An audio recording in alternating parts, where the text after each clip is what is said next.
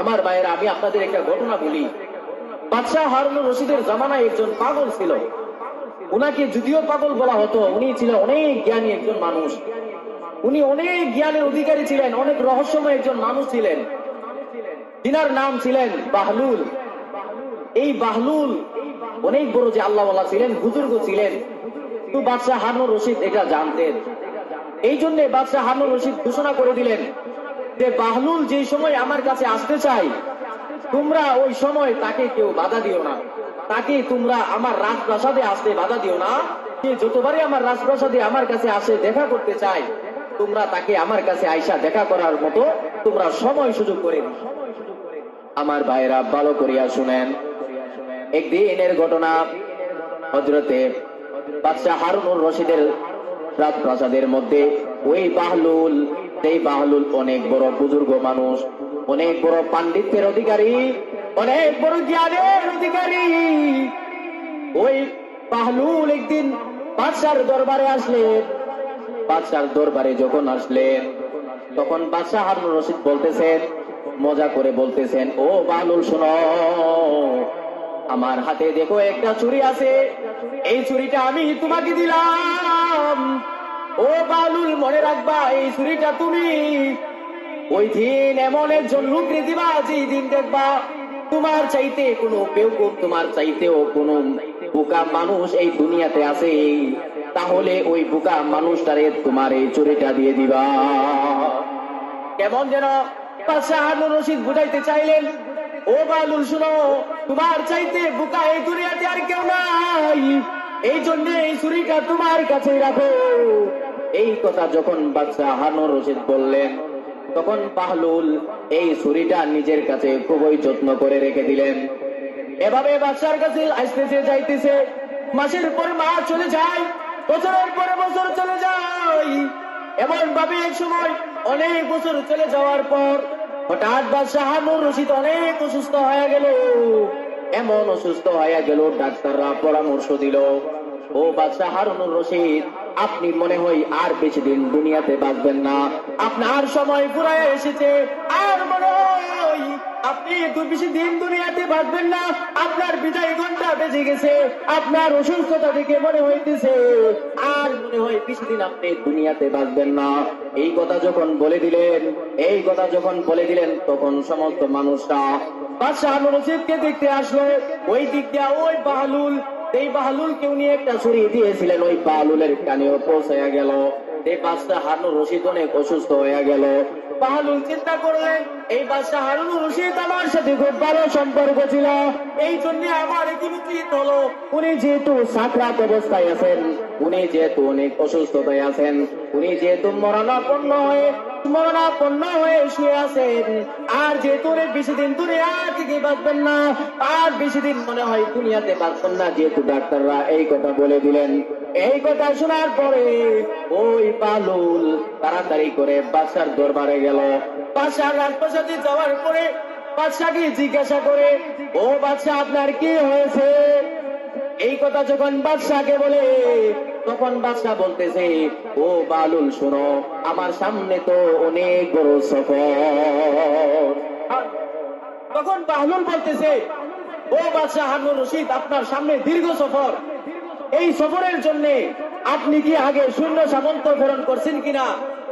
এই যে আপনার এত বড় সফর, এই সফরের জন্য আমি তো দুনিয়াতে আপনাকে দেখছি, আপনি কাছে কোনো জায়গায় গেলেও অনেক বড় সৈন্য সামন্ত আগে পাঠাইয়া দেন, আপনার জন্য সেখানে বিশ্রামের জায়গা ব্যবস্থা করার জন্য পাঠাইয়া দেন, আপনি সেখানে টাকার জন্য জায়গার ব্যবস্থা করিয়া দেন। এখন আপনি বলেন, আপনি যে এত বড় দীর্ঘ সফরের জন্য প্রস্তুত হয়ে আছেন, আপনি বলেন আপনি কেন কি সামান আনলেন? আমার বাইরে একটু মনোযোগ দিয়া শুনেন। বাহলুলের এই কথা শুনে বাদশাহ হারুনুর রশিদ বলতেছে, ও বাহলুল, তুমি কি এমন কথা বলতেছো? আরে আমি তো তোমাকে বোকা মনে করতাম, তুমি তো এখন দেখতেছি আসলেই বোকা।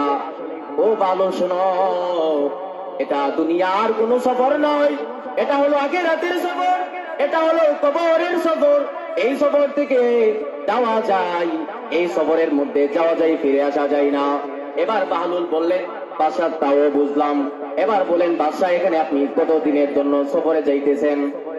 এই কথা যখন বললো বাদশাহ বলেন, ও ও বালুল শুনো, দুনিয়াতে আমি যখন কোনো বাসায়, আমি যখন কোনো জায়গায় সফর করতাম, 30 দিনের জন্য সফর করতাম, 15 দিনের জন্য সফর করতাম।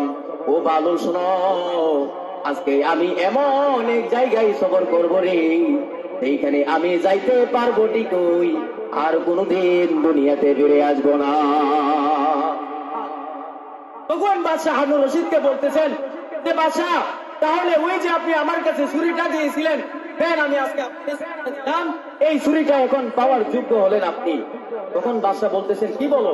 বলে বাদশাহ, আমি দুনিয়াতে আপনারে দেখছি, আপনি একদিন 2 দিনের জন্য সফর হলে আপনি আগে অনেকগুলো সৈন্য সামন্ত প্রেরণ করেন, আপনি 1 মাসের সফর হলে আগে আপনার জন্য তাঁবু টানানোর জন্য ব্যবস্থা করে রাখেন, কিন্তু এখন আপনি এত বড় সফর করতেছেন, সেই সফর থেকে আর কোনোদিন ফিরে আসবেন না, যেইখানে গেলে আর কোনোদিন ফিরে আসা যায় না, অথচ আজকে দেখেন আপনার কোনো প্রস্তুতি নাই। তাহলে এই দুনিয়ার মধ্যে সবচাইতে বড় বোকা হলেন আপনি। আর আপনি একদিন আমারে বলেছিলেন যে আমার চাইতে কোনো বোকা ব্যক্তি যদি থাকে, তাহলে তাকে যেন এই ছুরিটা দিয়া দেয়। আমার মনে হয় সবচাইতে বড় বোকা হলেন আপনি। সুবহানাল্লাহ।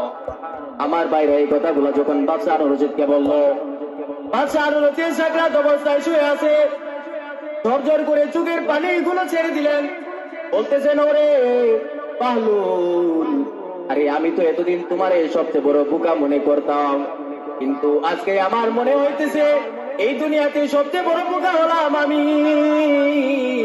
কেননা দুনিয়াতে সফর করলে আমি কতই না প্রস্তুতি নিতাম রে, আজকে আমি এত বড় সফরে যাইতেছি, আমার কোনো প্রস্তুতি নাই। আমার মনে হয় আজকে মনে হইতেছে সবচাইতে বড় বোকা হলাম আমি, আর সবচাইতে বড় চালাক ব্যক্তি হলেন তুমি। এই জন্য আমরা সবাই চলে যাব।